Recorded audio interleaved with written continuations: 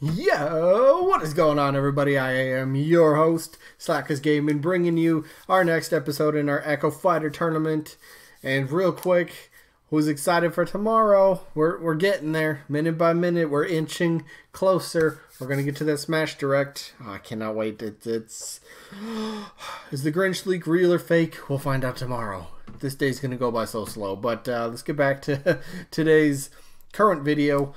Echo Fighter tournament. So I guess a couple rules. One vote per person. Vote for somebody in the matchup that I'm doing today. You know, even if it's somebody you don't think has a chance at all to be in the game, this is still for fun. You know, I always kind of like to say it's a way to kind of pass time until, you know, Smash Ultimate comes out. So I don't know, just for fun. So yeah, usually when we start these off, we have to go over results from the previous week. It's another thing. Voting stays open for 1 week, so got 1 week to vote, and then once that time's up, we figure out the winner and loser. Double elimination tournament. Easy said, easy done. Let's do this. So we got to go over the result from last Wednesday, which was who was it? I don't remember what game, but it was. Man, dang it! Hold up. I know it's right here on my screen, but Black Knight and Pac-Man, or Miss Pac-Man. So Black Knight being an Echo Fighter of Ike, and then Miss Pac-Man being an Echo Fighter of, well, Pac-Man. Makes sense. Now, this one was not even close. This one was by far the biggest blowout I have seen in any one of my 2 tournaments that I've done, any matchup. Here it is.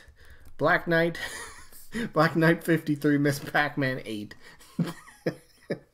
I'm sorry, I don't mean to laugh, but just the results to see that. That's no contest. Miss Pac-Man got destroyed.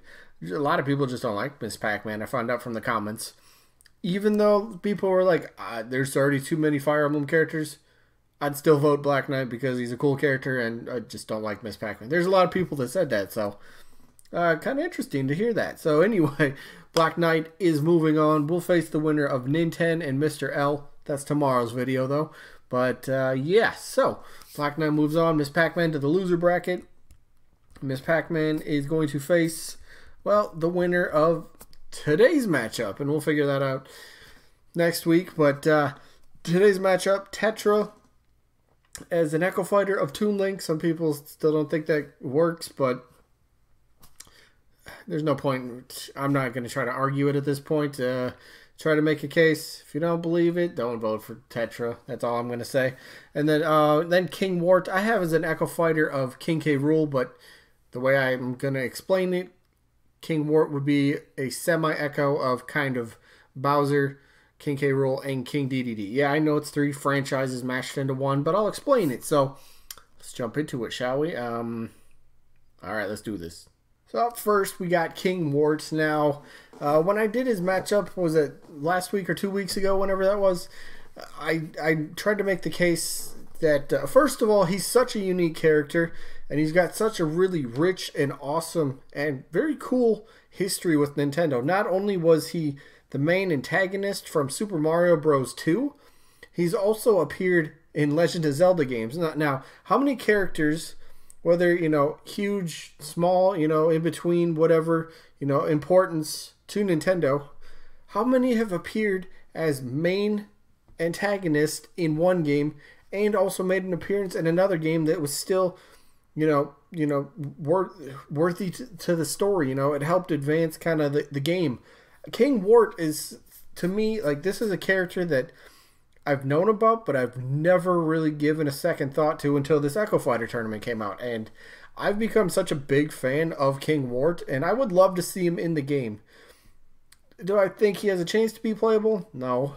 I'm just saying that I think it would be really cool because, I guess going back to the moveset and how I said he'd be an, like, semi-echo of combination of, like, Bowser, King K. Rool, and King DDD, I can see it happening. I mean, first of all, he's got the crown, so you can kind of take from King K. Rool's, you got the little crown toss.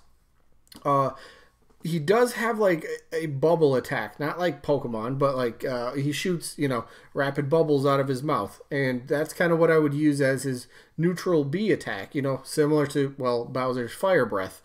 you could hold B and it just shoots out bubbles. You know, the longer you hold it, you know, the fewer the bubbles and the fewer the distance it, you know, it actually travels. So in terms of like that, you know, it's kind of echoing. It's the same move, you know, well, not the same move, but same kind of properties, you know, it's same aspect. That's what I'm going for. So I think it would be really cool. I mean, he's a bigger character, so of course he would, you know, I guess move slower. I can definitely envision him getting like DDD's like running kind of dash attack. You know, his little, you know, he runs and then he does that little belly flop. I can absolutely see King Wart having that same kind of moveset. I think that fits him as well.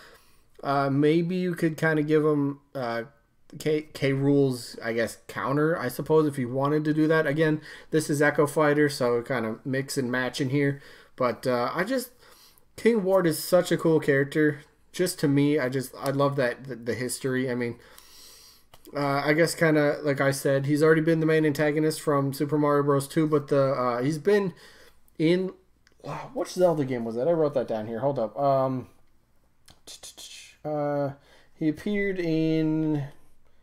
Oh man, I didn't even write down which one it was. But he was in a Zelda game. He ended up teaching Link, you know, a song in one of the games. I don't remember which one. And he's also been referenced in Hyrule Warriors as well. Again, I kind of said this stuff in the first one, but just want to reiterate this because he's got, like I said, it's a cool history. Not a lot of characters cross over into major franchises, you know, for a company, and it's so awesome to see. But yeah, so the reference, he's referenced in Hyrule Warriors as a DLC kind of. He was mentioned in one of Ganondorf's outfits, costumes. You know, there's a reference to him in that because I think Wart's name in Japan or Japanese is Mamu, M-A-M-U, and in that DLC for Hyrule Warriors, like I believe the outfit name might be Mamu. So it's referencing King Wart because of his appearance, and that is so cool to see. I love that. That's very cool. But I guess let's just move on. Yeah. So real quick, he's a semi-echo of like three of the bigger characters in the game: Bowser, King K. Rool, King DDD. Kind of mix and match their moveset in a way, and boom, you got King Wart. I guess that's what I'm going with. But let's move on to Tetra. Now, like I said at the beginning, Tetra. There's people that don't see Tetra happening at all, but that's where you go the semi-echo route. Tetra's got the little cutlass weapon here. Use that as your neutral B instead of, you know, Toon Link's, you know, bow and arrow or and maybe sideways instead of like a boomerang or something. You got differences that you can definitely incorporate in the moveset. So make Tetra stand out a bit more, but still kind of work along that frame of Toon Link. Again, I'm in the same boat as a lot of people where I don't think Tetra really fits the Echo Fighter mold, but just for the sake of argument and this tournament, Tetra would be a Echo Fighter of Toon Link. Again, I mean, like hitbox wise, frame wise, height wise, they're pretty much the same dimensions, so you don't have to change much to that, which is good. You know, especially making Echo Fighters, the less you have to change, I think the better it is for them to be in. And by that, I mean, like, not like appearance wise, but like the easier it is just to copy paste something, you know, I think it gives that character a better chance to be an Echo Fighter. But you can still switch it up here and there to give that new Echo Fighter a bit of their own personality for their moveset, you know, whether it's their taunts or like their animations, whatever it might be, you know, mix and match it here a little bit, switch it around.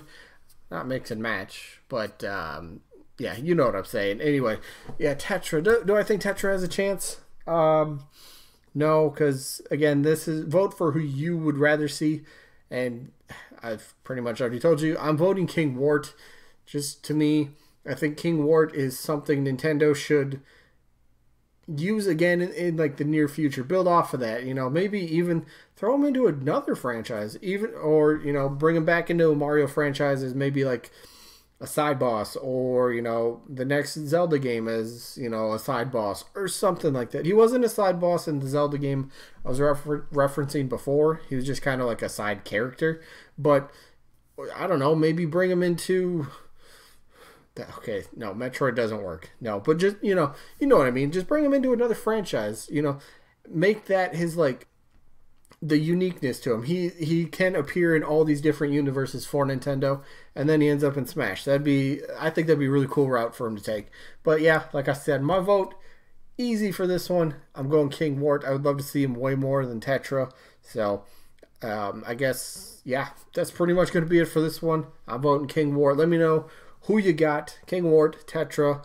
Who do you think, or who do you like better? That's what this boils down to. So anyway, the loser of this will be eliminated. The winner gets to move on for at least one more match. Anyway, that is going to be it for this one. Hopefully you guys enjoyed as usual. Hopefully we catch you guys on the next one. Peace out, everybody.